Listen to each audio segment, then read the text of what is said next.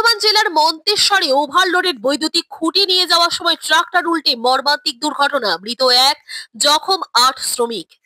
Maldanga Memari road Jayrampur পুলের কাছে 8টি বৈদ্যুতিক খুঁটি বোঝাই করা ট্রাক্টরটি নিয়ন্ত্রণ হারিয়ে উল্টে যায়। মৃত্যু হয় চালক বাপন প্রামাণিকের। কি নাম আপনার? আমার নাম জগাই মাঝি। হ্যাঁ, জগাই মাঝি। জগাই মাঝি। কোথায় বাড়ি? জামরা। জামরা।